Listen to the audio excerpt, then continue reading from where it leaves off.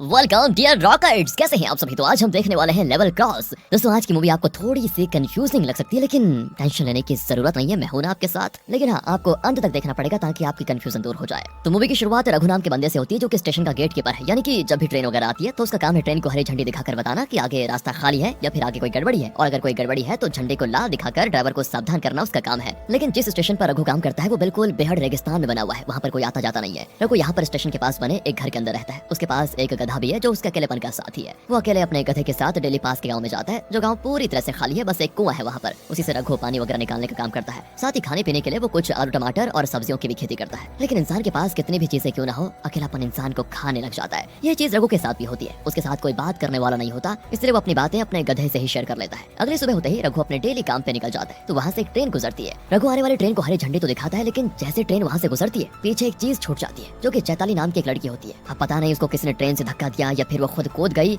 ये हमें नहीं बताया जाता। तो वही जैसे ही रघु चैताली को देखता है तुरंत उसकी सांस चेक करता है कि ये जिंदा है या फिर मर गई। लेकिन दोस्तों भाग्य से वो जिंदा होती है, इसलिए वो चैताली को उठाकर अपने घर पर लेकर आता है और बढ़िया तरीके से उसका ख्याल रखता है। कुछ देर के बाद होता यह है कि चैताली को होश आ जाता है। वो भी रघु को सामने देखकर घबरा जाती है कि ये कौन है और मैं यहाँ पर कैसे आई। रघु कहता है कि घबराने की जरूरत नहीं है, आप यहाँ पर बिल्कुल सुरक्षित हो। चैताली कहती है देखिए मुझे नहीं पता मैं यहाँ पर कैसे आ गई, मुझे यहाँ से जाना होगा, मैं शायद गलती से ट्रेन से गिर गई थी। मेरे पति फ्लिप मेरा इंतजार कर रहे होंगे क्योंकि ट्रेन में वो भी मौजूद थे, इसलिए मुझे लगता है कि मुझे यहाँ से दूसरे स्टेशन जाना होगा ताकि मैं उनको मिल पाऊँ। लेकिन जैसे चैताली बाहर आती है तो एकदम से घबरा जाती है, क्योंकि चारों तरफ उसे बस रेगिस्तान ही रेगिस्तान दिखता है, दूर दूर तक कुछ नहीं दिखता। लेकिन तब भी वो वहाँ से आगे बढ़ना शुरू कर देती है, क्योंकि वो अकेले इस अनजान जगह पर रह नहीं सकती थी। उसे किसी भी हाल में अपने पति के पास पहुंचना था। लेकिन थोड़ी देर जाने के बाद जब वो थक जाती है तो रघु उसे रिटर्न घर लेकर आता है और कहता है मेरी बात मानो, तुम यहाँ से ऐसे नहीं जा पाओगे, ऐसे चलते चलते भूख प्यास से मर जाओगी, हमें कोई दूसरा रास्ता ढूंढना होगा। जिसके बाद वो चैताली को आराम करने के लिए बेड भी लगा कर देता है। चैताली डरते डरते बेड पर लेट जाती है। तो वही रघु घर के बाहर आकर दोबारा अपने गधे से बात करने लग जाता है और उसे चैताली के बारे में भी बताता है। बातों की आवाज सुनकर चैताली जैसे बाहर आती है उसे वहाँ पर रघु के अलावा और कोई दिखाई नहीं देता। रघु कहता है कि अरे तुम चौंक गई ना, यहाँ पर कोई नहीं है, मैं अक्सर खुद से बातें करता रहता हूँ, इसलिए आप जाओ आराम से बैठ जाओ। अगली सुबह रघु चैताली को बताता है कि यहाँ रेलवे का एक टेलीफोन है, हम यहाँ से तो कोई कॉल नहीं लगा सकते, पर हाँ दूसरे स्टेशन पर जैसे ही कोई ट्रेन निकलती है वहाँ से फोन आ जाता है, तो मुझे हरी झंडी लेकर बाहर जाना पड़ता है। और अगर अगली बार फोन आया तो उनको मैं आपके बारे में जरूर बता दूंगा और फिर वो लोग आपको लेने के लिए आ जाएंगे, आपको परेशान होने की जरूरत ही नहीं है। तभी किस्मत से फोन बजने लग जाता है। रघु कहता है कि वाह क्या किस्मत है तुम्हारी, ये देखो फोन आ गया। वो जैसे फोन उठा के उन्हें चैताली के बारे में बता पाता, इससे पहले चैताली फोन कट कर देती है।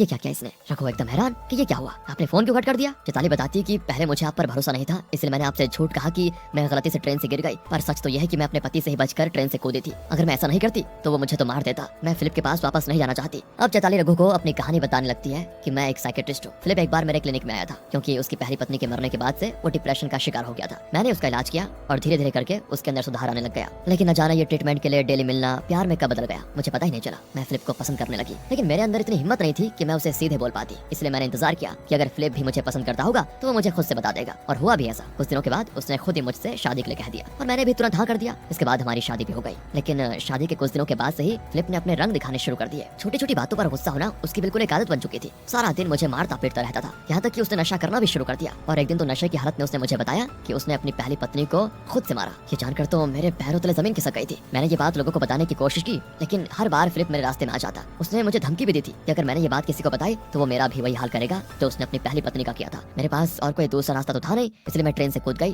ताकि उससे बच पाऊं। दोस्तों ये सुनकर रघु भी हैरान कि यार बड़ा बुरा हुआ बेचारी के साथ। तो अगले दिन में चैताली रघु से नहाने का पानी मांगती है। रघु कहता है कि सुबह मैं पानी लाया था, उससे आप नहा लो, बाद में मैं फिर से ले लूंगा। इसलिए चैताली नहाने चली जाती है। उसके जाने के बाद तो रघु अपने कुछ अच्छे कपड़े निकालता है ताकि चैताली के सामने थोड़ा ढंग का दिख पाए। साथ ही अपने ही कुछ कपड़े चैताली के लिए भी निकाल देता है। अब इतने दिनों के बाद रघु किसी इंसान से मिलकर बात कर रहा था, तो वो खुशी में होता है, बहुत ज्यादा खुशी में। बल्कि आगे चैताली रघु से कहती है कि तुम्हारा कोई परिवार नहीं है क्या, अकेले रहते हो क्या? रघु कहता है कि हाँ माँ थी मेरी, लेकिन कुछ सालों पहले मर गई। मरने से पहले उन्होंने कहा था कि बेटा शादी कर ले, वरना मेरे जाने के बाद तो अकेला हो जाएगा। लेकिन मैंने उनकी एक नहीं सुनी और आज उनकी बात समझ में आ रही है मुझे कितनी बड़ी गलती कर दी मैंने। काश मैं शादी कर लेता। देखो ना मैं यहाँ पर पूरी तरह से अकेला हूँ, कोई ऐसा भी नहीं है जो मुझसे बात कर पाए या फिर जिसे मैं अपनी बात बता पाऊँ। लेकिन देखो ना भगवान ने आपको भेज दिया ताकि मेरा अकेलापन मुझे मार न डाले। मेरे पास एक गधा और सब्जियों का खेत भी है जिनसे मैं अपना गुजर बसर करता हूँ। चैताली कहती है कि ऐसी लाइफ तो किसी किसी को मिलती है जिसमें सुकून हो। मेरी लाइफ को देखो, मैं वापस उस लाइफ में जाना ही नहीं चाहती, पर मुझे लगता है कि वो फिलिप इतनी आसानी आसानी से मेरा पीछा नहीं छोड़ेगा। इसलिए मेरी आपसे एक रिक्वेस्ट है कि अगर वो कभी मुझे ढूंढते हुए यहाँ पर आए तो उसे मत बताना कि मैं यहाँ पर हूँ, प्लीज, वो मुझे मार देगा वरना। इतना कहकर वो रघु के कंधे पर सर रखकर रोने लगती है क्योंकि उसे रघु पर भरोसा हो गया था। रघु भी एकदम खुश हो जाता है। चैताली कहती है अब से तुम्हें अकेले काम करने की जरूरत नहीं है, खाना वगैरह पकाने का काम मैं करूंगी और बस सामान वगैरह तुम कर देना। रघु भी मान जाता है। तभी उसे ट्रेन के आने की खबर मिलती है, इसलिए झंडी दिखाने रघु वहाँ से चला जाता है। अब उसके जाने के बाद चैताली घर की सफाई कर जाती है, बिल्कुल एक पत्नी की तरह। सफाई करते करते उसके हाथ एक ऐसी चीज लगती है, बस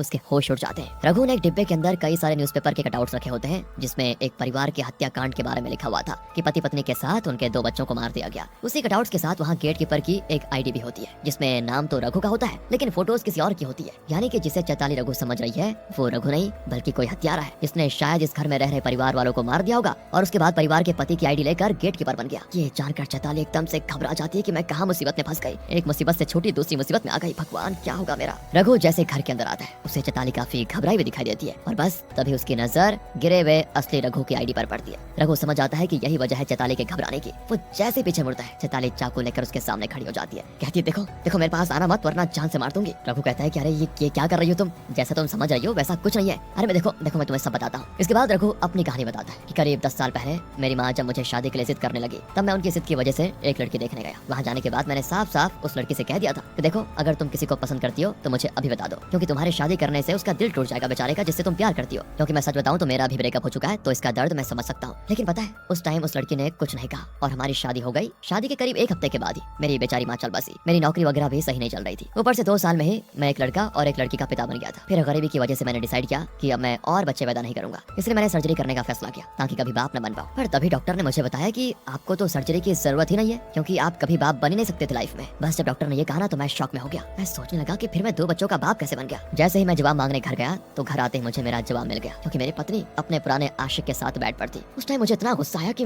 बस मैं क्या कहूँ, मेरा खुद पर से कंट्रोल खत्म हो गया। मैंने उन चारों के चारों को घर में मौत के घाट उतार दिया। इस चीज का न्यूज़पेपर कटआउट तुमने देखा होगा, बस यही है कहानी। और ये खबर जैसे फैली पुलिस मेरे पीछे पड़ गई, इसलिए मुझे शहर छोड़कर भागना पड़ा। भागकर मैं इसी स्टेशन पर आ गया जहाँ मुझे रघु चाचा मिले जो यहाँ के उस समय गेट कीपर थे। उन्होंने मुझे सहारा दिया, खेती वगैरह करना सिखाया। लेकिन करीब 1 महीने पहले बीमारी से उनकी मौत हो गई। मुझे तो लगता है कि मेरी माँ को भी मेरी पत्नी ने जहर देकर मारा होगा। शायद उन्होंने उसे उसके पुराने आशिक के साथ पकड़ लिया होगा क्योंकि शादी के टाइम मेरी माँ एकदम हट्टी कट्टी थी पर शादी के 1 हफ्ते के बाद ही वो मर गई। अब तुम ही बताओ अगर मेरी जगह कोई और होता तो क्या करता। ये सुनकर चैताली कंफ्यूज में भी होती है और थोड़ा हैरान भी, लेकिन वो रघु को सहारा देती है कि देखो मैं समझ सकती हूँ तुम्हारी बातें। अब अगले सीन में वो रघु से कहती है कि देखो मैं जाती हूँ पानी लेने के लिए, तुम आज घर पर आराम करो। जिसके बाद चैताली वहाँ से चली भी जाती है। उसके जाने के बाद रघु जब घर पे बाकी काम कर रहा होता है तभी उसे ऐसा महसूस होता है कि घर के बाहर कोई है तो वो एक रॉड लेकर बाहर आता है ताकि देख पाए कि यहाँ पर है कौन। बस दोस्तों उसे सामने फिलिप दिखाई देता है जो चैताली को ढूंढते हुए यहाँ पर आ गया था। उसको देखकर तो रघु की हालत खराब। फिलिप कहता है कि देखो मैं किसी को ढूंढ रहा हूँ, क्या यहाँ पर कोई आया था मदद मांगने के लिए। बेचारा रघु तो पहले से ही घबराया हुआ था इसलिए वो घबराहट में कह देता है कि नहीं नहीं यहाँ पर कोई लड़की नहीं आई थी मदद मांगने के लिए, तुम चले जाओ यहाँ से। फिलिप समझ जाता है कि रघु झूठ बोल रहा है। वो कहता है कि बात बताओ मैंने कब कहा कि मैं किसी लड़की को ढूंढ रहा हूँ, बता तूने क्या क्या शिखा के साथ। शिखा सुनते ही रघु परेशान हो जाता है कि ये शिखा कौन है। फिलिप बताता है कि लगता है शिखा ने तुम्हें कोई और ही कहानी बताई है। और तब फिलिप रिवील करता है कि मैं एक साइकियाट्रिस्ट हूँ और शिखा जिसे तुम चैताली कह रहे हो वो मेरी ही पेशेंट है। उसको एक दिमागी प्रॉब्लम है जिससे वो अचानक कभी कभी एकदम वायलेंट हो जाती है और जब वो वायलेंट होती है ना तब वो किसी को नहीं देखती कि सामने कौन है, उस पर सीधे हमला कर देती है। एक्चुअली मैं उसका ही इलाज करने के लिए उसे हॉस्पिटल लेकर जा रहा था लेकिन वो तो ट्रेन से कूद कर भाग गई। मेरे भाई मैं सच कह रहा हूँ, अगर तुमने उसको छुपाया है तो बता दो वरना वो कब तेरी जान ले लेगी तुझे पता नहीं चलेगा। बेचारे रघु को तो सदमा लग जाता है कि इस कहानी का बिल्कुल उल्टा तो चैताली ने उसको बताया था, तो अब वो किस पर यकीन करे, चैताली पर या फिलिप पर। क्यों दोस्तों इंटरेस्टिंग हो रही है ना कहानी, रुकिए यार जरा।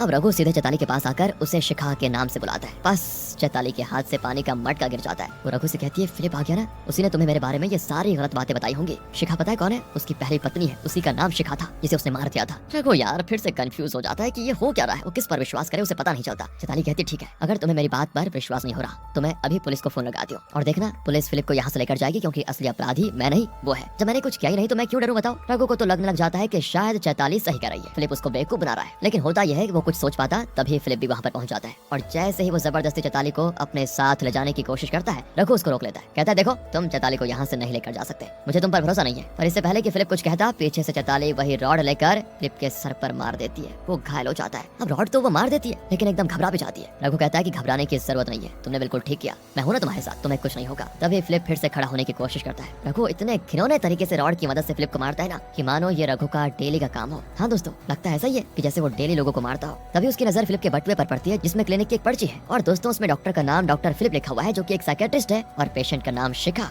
ये देखकर रघु को सदमा। हाँ दोस्तों, इसका मतलब है कि फिलिप सही कह रहा था, ये चैताली नहीं बल्कि शिखा है। लेकिन वो कुछ कर पाता इससे पहले चैताली वहाँ पर आकर रघु से कहती है हाँ मैं ही शिखा हूँ, और इतना कहकर वो रघु के सर पे हमला कर देती है। अब मूवी के आखिरी सीन में हम रघु को देखते हैं जहाँ चैताली नहीं होती, यानी कि रघु ने उसे भी मार डाला। जिसके बाद रघु सारे न्यूज़पेपर्स कटआउट्स को आग में डालकर राख कर देता है ताकि किसी को उसकी सच्चाई कभी मालूम ना पड़े। सच में दोस्तों ये रघु बहुत ही डेंजर आदमी है। 4 लोगों को मारने के बाद उसने फिलिप की जान ले ली, साथ ही उसने चैताली को भी नहीं छोड़ा, उसे भी मौत के घाट उतार दिया। लेकिन रुकिए, मूवी में बताया तो नहीं गया, लेकिन मेरे ख्याल से असली रघु को भी इसी ने मारा होगा क्योंकि वो हमेशा से ही अकेले रहता था और अकेलेपन ने उसके दिमाग पर काफी गहरा असर कर दिया, जिससे वो किसी भी चीज से बातें करने लगता और किसी की भी जान लेने से जरा भी नहीं चूकता। इसी तरह उसने टोटल 7 लोगों की जान ली। और रघु का दिमागी संतुलन बिगड़ने की बात इस चीज से कंफर्म होती है कि आपने नोटिस किया होगा जो गधा मूवी की शुरुआत में दिखाया गया था वो अचानक कहीं गायब हो गया। साथ ही वो उस टाइम भी गायब कैसे हो गया था जब चैताली को रघु की आवाज सुनाई दी थी किसी से बात करते हुए। याद है दोस्तों आपको, जब चैताली बाहर आई थी उसने रघु से कहा था कि तुम किससे बात कर रहे थे, तो असल में वो गधा काफी टाइम पहले मर चुका था। लेकिन जब वो गधा जिंदा था तब रघु उसका ख्याल रखता था, उसे खाना वगैरह देता था। लेकिन दिमागी संतुलन बिगड़ने की वजह से उसके मरने के बाद भी वो इमेजिन करता था कि वो गधा अब भी उसके साथ है। और अब आप कहेंगे कि वो गधा मर गया, ये कैसे पता चला? तो असल में जब रघु ने चैताली को शिखा कहा तो वैसे ही उसके हाथों से मटका गिर गया था। उसी जगह से थोड़ी दूर पर गधे की सड़ी हुई लाश पड़ी थी जिसे डायरेक्टर ने इस तरह दोस्तों छुपाने की कोशिश की ताकि किसी को उस पर ध्यान ना जाए। हाँ, हमने पकड़ लिया उसको। उम्मीद है आपको एंडिंग और राजू के पागल होने का रीजन पता चल गया होगा। बाकी देखो, थोड़ा मूवी घुमावदार थी, आपको अच्छी लगी हो तो लाइक करें। मिलते हैं आपसे अगली वीडियो में, ध्यान रखेगा अपना। Thanks for watching.